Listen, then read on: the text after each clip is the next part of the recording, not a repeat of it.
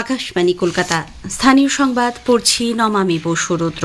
প্রথমে বিশেষ বিশেষ খবর। শীর্ষ আদালত রাজ্যে এসআইআর এর লজিক্যাল ডিসক্রিপেন্সি বা তথ্যগত অসঙ্গতির নথি যাচাইয়ের জন্য ঝাড়খণ্ড ও ওড়িশার বিচার বিভাগীয় আধিকারিকদেরও প্রয়োজনে কাজে লাগানোর প্রস্তাব দিয়েছে। এসআইআর নিয়ে কলকাতা হাইকোর্টে অনুষ্ঠিত বৈঠকে উপস্থিত থাকার জন্য রাজ্যের প্রাক্তন মুখ্য সচিব মনোজ পান্তকে গ্রেপ্তারের দাবি জানিয়েছেন কেন্দ্রীয় প্রতিমন্ত্রী সুকান্ত মজুমদার। কেন্দ্রীয় মন্ত্রিসভা 2026-27 বিপণন বর্ষে কাঁচা পাটের ন্যূনতম সহায়ক মূল্য 275 টাকা বৃদ্ধি করেছে। দীর্ঘ জটিলতা কেটে অবশেষে স্কুলের শিক্ষক পদে চূড়ান্ত নিয়োগ প্রক্রিয়া শুরু হয়েছে। দক্ষিণ চব্বিশ পরগনার ভাঙড়ে রাসায়নিক ড্রামে বিস্ফোরণের ঘটনায় আহত এক বালকের আজ ভোরে মৃত্যু হয়েছে। দক্ষিণ চব্বিশ পরগনার ঝড়খালিতে বাঘের হানায় ফের এক মৎস্যজীবী প্রাণ হারিয়েছেন। কাঠ চেরাই মেশিনে পরনের কাপড় জড়িয়ে মর্মান্তিক মৃত্যু হয়েছে এক মিল মালিকের। আসছি বিস্তারিত খবরে।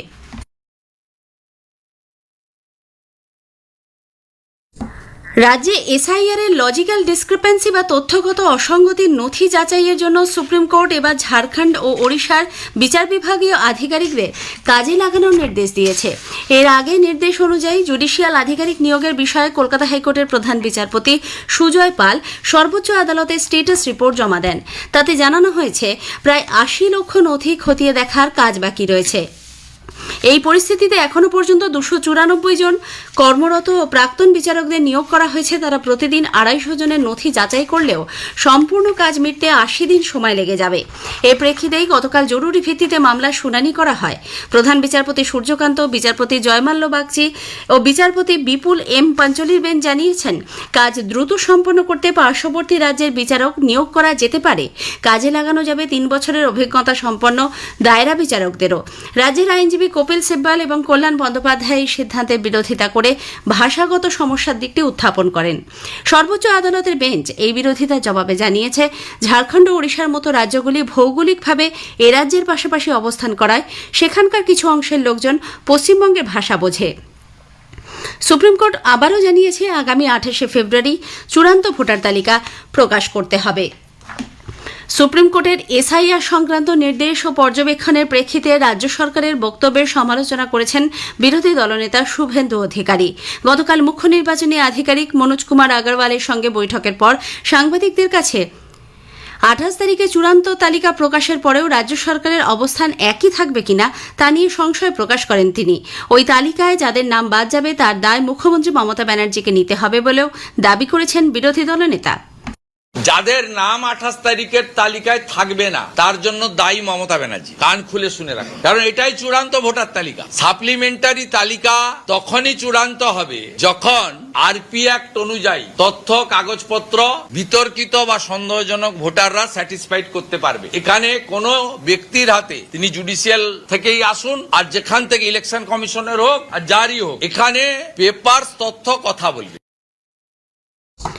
সুপ্রিম কোর্টের নির্দেশে এসআইআর নিয়ে কলকাতা হাইকোর্টের প্রধান বিচারপতির নেতৃত্বে অনুষ্ঠিত বৈঠকে উপস্থিত থাকার জন্য রাজ্যের প্রাক্তন মুখ্য সচিব মনোজ পান্তকে গ্রেপ্তারের দাবি জানিয়েছেন কেন্দ্রীয় প্রতিমন্ত্রী সুকান্ত মজুমদার। উত্তর চব্বিশ পরগনার বারাসাতে গতকাল এক সাংবাদিক সম্মেলনে শ্রী মজুমদার বলেন, ওই বৈঠকে কারা উপস্থিত থাকবে সে ব্যাপারে স্পষ্ট নির্দেশ দিয়েছিল সুপ্রিম কোর্ট। সেই তালিকায় মনোজ পান্থের নাম ছিল না। তা সত্ত্বেও কোন পদাধিকার বলে সম্পূর্ণ বেআইনিভাবে ওই বৈঠকে মনোজ পান্থ যোগ দেন তা নিয়ে প্রশ্ন তুলেছেন তিনি। আমার প্রশ্ন, মনোজ পন্থ তার কোন পদাধিকার বলে এই মিটিং এ উপস্থিত থাকে? তার উপস্থিতি সম্পূর্ণরূপে বেআইনি, কারণ তিনি চিফ সেক্রেটারি নেই এখন। যদি সুপ্রিম কোর্টে ঠিক করে দেওয়া লিস্টের বাইরে অন্য অফিসাররা মিটিং এ অংশগ্রহণ করে থাকেন, তাহলে তাদের বিরুদ্ধে ক্রিমিনাল অফেন্স হিসেবে গণ্য করে তাদের বিরুদ্ধে ব্যবস্থা করা উচিত সুপ্রিম কোর্টের, এবং এফআইআর করা উচিত। মনোজ পন্থের বিরুদ্ধে এফআইআর করে তাকে গ্রেফতার করা উচিত। আমাদের দাবি স্পষ্ট। রাজ্যে বিধানসভা নির্বাচনের প্রেক্ষিতে ভোটকর্মীদের জন্য প্রশিক্ষণ শুরু হতে চলেছে। এক বিজ্ঞপ্তিতে জাতীয়, রাজ্য, জেলা, মহকুমা এবং রিটার্নিং অফিসার স্তর পর্যন্ত একাধিক ধাপে এই প্রশিক্ষণের রূপরেখা প্রকাশ করেছে রাজ্যের মুখ্য নির্বাচনী আধিকারিকের দপ্তর। নির্বাচন ঘোষণা হওয়ার সঙ্গে সঙ্গেই ধাপে ধাপে এই সূচি কার্যকর হবে। প্রদেশ কংগ্রেস নেত্রী সন্দীপা চক্রবর্তী আনুষ্ঠানিকভাবে বিজেপিতে যোগদান করেছেন। পাশাপাশি প্রদেশ কংগ্রেসের প্রাক্তন মুখপাত্র আইনজীবী নীলাভ ব্যানার্জিও বিজেপিতে যোগ দিয়েছেন। গতকাল দলের রাজ্য সভাপতি শ্রমিক ভট্টাচার্য তাঁদের হাতে দলীয় পতাকা তুলে দিয়ে স্বাগত জানান। এদিকে রাজ্যে আসন্ন বিধানসভা নির্বাচনে বামফ্রন্টের সঙ্গে আইএসএফ এর সার্বিক জোট চূড়ান্ত বলে ভাঙড়ের আইএসএফ বিধায়ক নওশাদ সিদ্দিকী জানিয়েছেন। নির্বাচনী জোট নিয়ে গতকাল বৈঠকের পর তিনি সাংবাদিকদের একথা বলেন। তবে এই জোট অনুসারে আইএসএফ কটা আসনে লড়াই করবে তা চূড়ান্ত হয়নি বলেও সিদ্দিকী জানান। আজকের প্রসঙ্গে এবারের বিষয় এআই সামিট এবং বিনোদন ও সংবাদ মাধ্যমে কৃত্রিম বুদ্ধিমত্তা। পরিচালক অতনু ঘোষ ও পরিচালক সমালোচক এবং সাংবাদিক রত্নোত্তমা সেনগুপ্তের সঙ্গে কথা বলেছেন অভিজিৎ চক্রবর্তী। আকাশবাণীর সংবাদ বিভাগ প্রযোজিত অনুষ্ঠানটির প্রথম পর্ব শুনবেন আজ রাত 9:30টায় গীতাঞ্জলি, ডিটিএইচ বাংলা এবং আকাশবাণী সংবাদ কলকাতা সোশ্যাল মিডিয়া প্ল্যাটফর্মে। এই অনুষ্ঠানে দ্বিতীয় তথা শেষ পর্ব শুনতে পাবেন আগামীকাল রাত 8টায়। স্থানীয় সংবাদ শুনছেন আকাশবাণী কলকাতা কেন্দ্র থেকে। কেন্দ্রীয় মন্ত্রিসভা গতকাল 2026-27 বিপণন বর্ষে কাঁচা পাটের ন্যূনতম সহায়ক মূল্য 275 টাকা বৃদ্ধি করে 5,925 টাকা করেছে। মন্ত্রিসভার বৈঠকের পর তথ্য সম্প্রচার মন্ত্রী অশ্বিনী বৈষ্ণব সাংবাদিকদের বলেন, TD3 গ্রেডের কাঁচা পাটের জন্য এই মূল্য নির্ধারণ করা হয়েছে। এই সিদ্ধান্তের ফলে পাট উৎপাদনে সর্বভারতীয় গড় খরচের নিরিখে 61.8% রিটার্ন নিশ্চিত হবে বলেও মন্ত্রী জানান। দীর্ঘ জটিলতা কেটে অবশেষে স্কুলের শিক্ষক পদে চূড়ান্ত নিয়োগ প্রক্রিয়া শুরু হয়েছে। কাউন্সেলিংয়ের পর গতকাল থেকে একাদশ দ্বাদশ শ্রেণীর সফল প্রার্থীদের সুপারিশপত্র তুলে দেওয়ার কাজ শুরু করেছে স্কুল সার্ভিস কমিশন। আজও এই প্রক্রিয়া চলবে। প্রথম পর্যায়ে মোট 172 জন সফল প্রার্থীকে তাদের পছন্দের স্কুলের জন্য সুপারিশপত্র দেওয়া হচ্ছে। এরপরই ধাপে ধাপে বাকি প্রার্থীদের ডাকবে এসএসসি। ওই প্রার্থীদের নিয়োগপত্র দেবে মধ্যশিক্ষা পর্ষদ। আগামী মাস থেকেই নতুন শিক্ষকরা স্কুলে যোগ দিতে পারবেন বলে জানা গেছে। উল্লেখ্য, একাদশ দ্বাদশ শ্রেণীর 12,445টি শূন্যপদের জন্য 18,000-এর বেশি প্রার্থীকে মেধা তালিকায় রাখা হয়েছে। দক্ষিণ চব্বিশ পরগনার ভাঙড়ের চাঁদপুর এলাকায় রাস্তা তৈরির জন্য মজুত করা রাসায়নিক ভর্তি ড্রামে বিস্ফোরণে আহত এক শিশুর আজ ভোরে মৃত্যু হয়েছে। গত সপ্তাহে রাস্তায় খোলা অবস্থায় পড়ে থাকা রাসায়নিক ভর্তি ড্রামে বিস্ফোরণ হয়। সে সময় 4 শিশু আহত হয়েছিল। একজনকে প্রাথমিক চিকিৎসার পর ছেড়ে দেওয়া হলেও বাকি 3 জন গুরুতর জখম অবস্থায় এমআর ভাঙড় হাসপাতালে চিকিৎসাধীন। তাদেরই মধ্যে একজনের আজ ভোরে মৃত্যু হয়। মৃত বালকের দেহের 95% পুড়ে গিয়েছিল। দক্ষিণ চব্বিশ পরগনার ঝড়খালিতে বাঘের হানায় ফের এক মৎস্যজীবীর মৃত্যু হয়েছে। গোপাল ঢালি নামে বছর 45-এর ওই মৎস্যজীবী আরও 2 জনের সঙ্গে সুন্দরবনের জঙ্গলের দেউল ভাড়ানি সংলগ্ন খাঁড়িতে কাঁকড়া ধরতে গিয়েছিলেন। সে সময় হঠাৎই একটি রয়্যাল বেঙ্গল টাইগার গোপালকে জঙ্গলে টেনে নিয়ে যায়। সঙ্গীরা বাধা দেওয়ার চেষ্টা করলেও তারাও জখম হন। পরে জঙ্গলের ভেতর থেকে উদ্ধার হয় গোপালের ক্ষতবিক্ষত দেহ। পশ্চিম মেদিনীপুরের সবং ব্লকের শিউলিপুরে কাঠ চেরাই মেশিনে ফিতে জড়িয়ে দুর্ঘটনায় তাপস দাস নামে এক ব্যক্তির মৃত্যু হয়েছে। গত সন্ধ্যায় কাজের শেষে তাপসবাবু মেশিন বন্ধ করতে গেলে তার পরনে থাকা কাপড় মেশিনের ফিতেতে জড়িয়ে যায়। দ্রুত মেশিন বন্ধ করে গুরুতর আহত অবস্থায় তাকে উদ্ধার করে সবং গ্রামীণ হাসপাতালে নিয়ে যাওয়া হলে সেখানেই তাকে মৃত ঘোষণা করেন চিকিৎসকরা। চেন্নাই থেকে কাজ সেরে বাড়ি ফেরার পথে রহস্যজনকভাবে মৃত্যু হয়েছে মুর্শিদাবাদের কান্দির বছর 22-এর পরিযায়ী শ্রমিক এক যুবকের। কান্দি থানা যশোহরি চৈতন্যপুর গ্রামের বাসিন্দা মহিরুলের মল্লিকের অগ্নিদগ্ধ দেহ গতকাল সালারের রায়গ্রাম এলাকা থেকে উদ্ধার হয়। পুলিশ ঘটনার তদন্ত শুরু করেছে। শেষ করার আগে স্থানীয় সংবাদের বিশেষ কিছু অংশ আরও একবার। শীর্ষ আদালত রাজ্যে এসআইআরে লজিক্যাল ডিসক্রিপেন্সির নথি যাচাইয়ের জন্য ঝাড়খণ্ড ও ওড়িশার বিচার বিভাগীয় আধিকারিকদের প্রয়োজনে কাজে লাগানোর প্রস্তাব দিয়েছে। কেন্দ্রীয় মন্ত্রিসভা 2026-27 বিপণন বর্ষে কাঁচা পাটের ন্যূনতম সহায়ক মূল্য 275 টাকা বাড়িয়েছে। দীর্ঘ জটিলতা কেটে অবশেষে স্কুলের শিক্ষক পদে চূড়ান্ত নিয়োগ প্রক্রিয়া শুরু হয়েছে। ভাঙড়ে রাসায়নিক ড্রামে বিস্ফোরণের ঘটনায় আহত এক বালকের আজ ভোরে মৃত্যু হয়েছে। স্থানীয় সংবাদ শেষ হলো। আকাশবাণী খবর পড়ছি সুস্মিতা সেন। বিশেষ বিশেষ খবর হলো, প্রধানমন্ত্রী নরেন্দ্র মোদী 2 দিনের সফরে আজ ইসরায়েল যাচ্ছেন। ভারত এবং ইসরায়েল সন্ত্রাসবাদ মোকাবিলায় সহযোগিতার প্রতিশ্রুতি পুনর্ব্যক্ত করেছে। রাষ্ট্রসংঘের সাধারণ সভায় রাশিয়া ও ইউক্রেনের মধ্যে নিঃশর্ত সম্পূর্ণ যুদ্ধবিরতির খসড়া প্রস্তাবে ভোটদানে বিরত থাকল ভারত।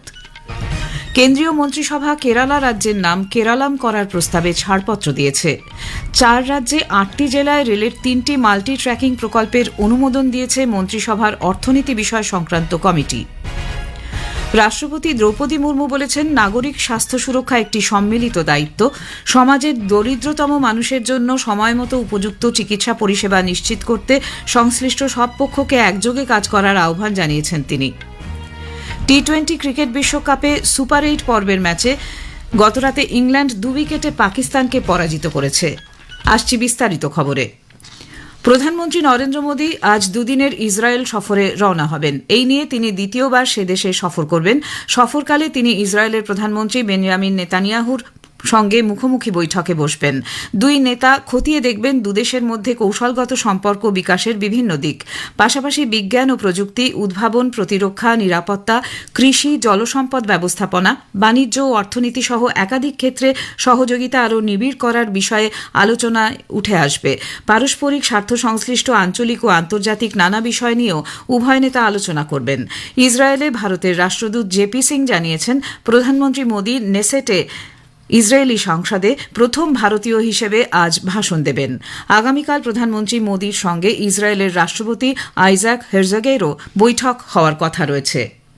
ये यात्रा बहुत ही इंपॉर्टेंट है क्योंकि इंडिया और इजराइल के जो रिलेशंस हैं वो बड़े स्ट्रेटेजिक रिलेशंस हैं और इन स्ट्रेटेजिक रिलेशंस में हम काफी एरियाज में फोकस करते हैं। इस विजिट के दौरान वो प्रधानमंत्री नेतन्याहू जी से मिलेंगे, यहाँ के राष्ट्रपति हर्जोग जी से मिलेंगे और यहाँ की जो कैनेसेट है, जिसको हम यहाँ पे हमारे इधर पार्लियामेंट बोलते हैं, यहाँ की कैनेसेट को एड्रेस भी करेंगे। सो ये बड़े इंपॉर्टेंट एलिमेंट्स हैं इनकी विजिट के और विजिट के दौरान बहुत सारे एग्रीमेंट्स भी साइन किए जाएंगे। অন্যদিকে ইসরায়েলের বিদেশ মন্ত্রকের কৌশলগত বিষয়ক বিভাগের ব্যুরো প্রধান নাদাভ নতুন নতুন চ্যালেঞ্জ মোকাবিলা সম্পর্কে উভয় পক্ষ পর্যালোচনা করেছে।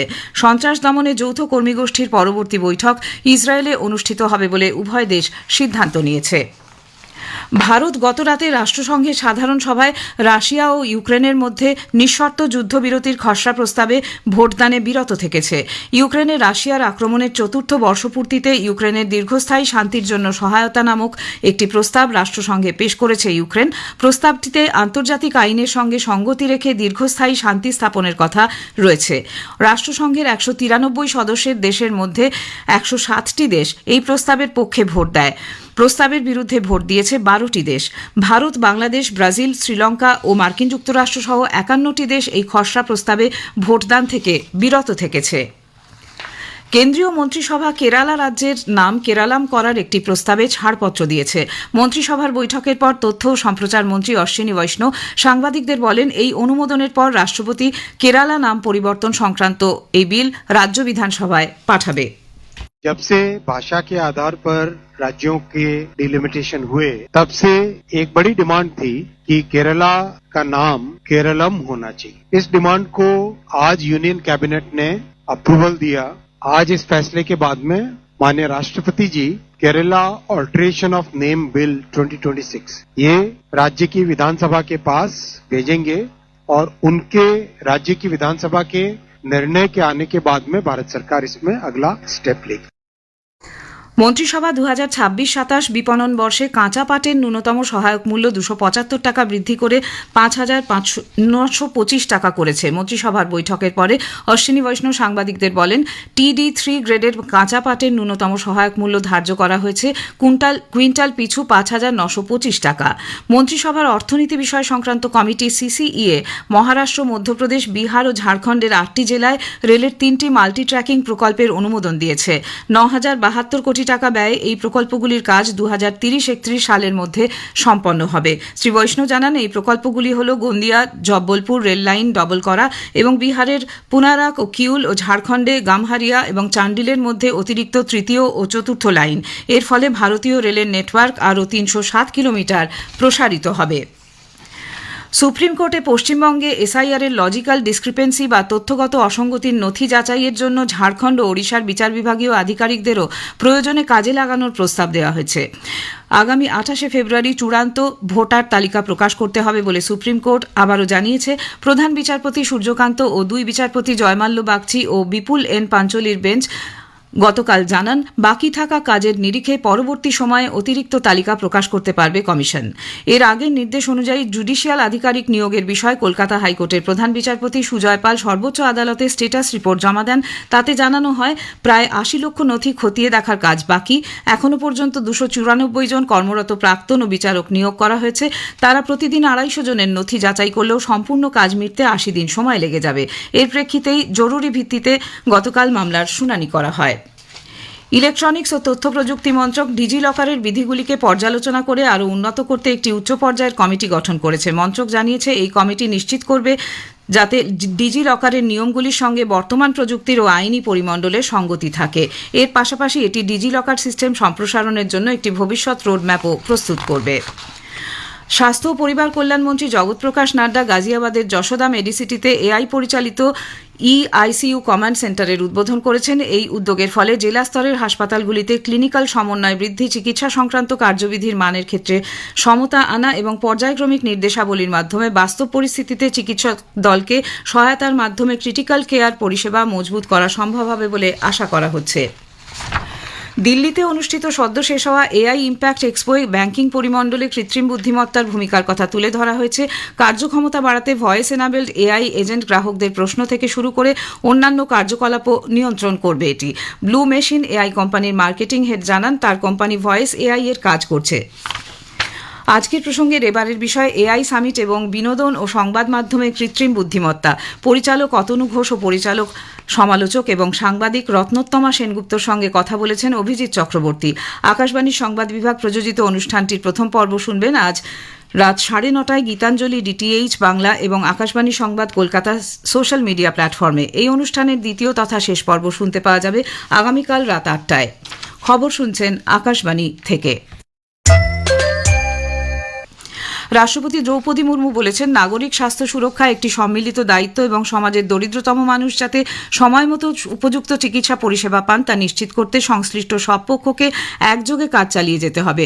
মুম্বাইতে গতকাল রাষ্ট্রপতি মুর্মু পিডি হিন্দুজা হাসপাতালে জীবন রক্ষা এবং সুস্থ ভারত গঠন শীর্ষক দেশব্যাপী কর্মসূচির সূচনা করেন। ভাষণে রাষ্ট্রপতি স্বাস্থ্য সুরক্ষার প্রয়োজনীয়তার উপর জোর দিয়ে জানান সরকার গত 1 দশকের সুলভ স্বাস্থ্য পরিষেবা প্রতিটি নাগরিকের কাছে পৌঁছে দিতে আয়ুষ্মান ভারত মিশন ইন্দ্রধনুষ, যক্ষ্মামুক্ত ভারত এবং পিএম ভারত সহ একাধিক গুরুত্বপূর্ণ পদক্ষেপ নিয়েছে। উল্লেখ্য, দুদিনের সফরে রাষ্ট্রপতি গতকাল মহারাষ্ট্রে পৌঁছান। শ্রীমতী মুর্মু আজ বুলধানা জেলার শেগাঁওতে জাতীয় আরোগ্য মেলা 2026-এর সূচনা করবেন। কেন্দ্রীয় আয়ুষ মন্ত্রক এই মেলার আয়োজন করেছে। নাগপুরে ব্রহ্মাকুমারী আয়োজিত রাজ্যস্তরে একতা ও বিশ্বাসের দ্বারা মহারাষ্ট্রের স্বর্ণযুগ শীর্ষক একটি অনুষ্ঠানের সূচনা করবেন তিনি। উপরাষ্ট্রপতি সিপি রাধাকৃষ্ণন দুদিনের সফরে আজ প্রথমবারের জন্য জম্মু কাশ্মীর যাচ্ছেন। বৃহস্পতিবার শ্রীনগরে কাশ্মীর বিশ্ববিদ্যালয়ের সমাবর্তন অনুষ্ঠানে তিনি প্রধান অতিথি হিসেবে উপস্থিত থাকবেন। শ্রীলঙ্কার পাল্লেকেলে আন্তর্জাতিক স্টেডিয়ামে আইসিসির টি20 ক্রিকেট বিশ্বকাপে সুপার 8 পর্বের দ্বিতীয় গ্রুপের ম্যাচে গতরাতে ইংল্যান্ড 2 উইকেটে পাকিস্তানকে পরাজিত করেছে। জয়ের জন্য 165 রানের লক্ষ্য তাড়া করে ইংল্যান্ড 5 বল বাকি থাকতে 8 উইকেটে প্রয়োজনীয় রান তুলে নেয়। এর আগে প্রথমে ব্যাট করতে নেমে পাকিস্তান নির্ধারিত 20 ওভারে 9 উইকেটে 164 রান করে। কলম্বোয় আর প্রেমদাসা স্টেডিয়ামে আজ সুপার 8 পর্বের ম্যাচে শ্রীলঙ্কা নিউজিল্যান্ডের বিরুদ্ধে খেলবে। শেষ করার আগে খবরের বিশেষ কিছু অংশ আরেকবার। প্রধানমন্ত্রী নরেন্দ্র মোদী দুদিনের সফরে আজ ইসরায়েল যাচ্ছেন। ভারত এবং ইসরায়েল সন্ত্রাসবাদ মোকাবিলায় সহযোগিতার প্রতিশ্রুতি পুনর্ব্যক্ত করেছে। খবর এখনকার মতো এ পর্যন্ত।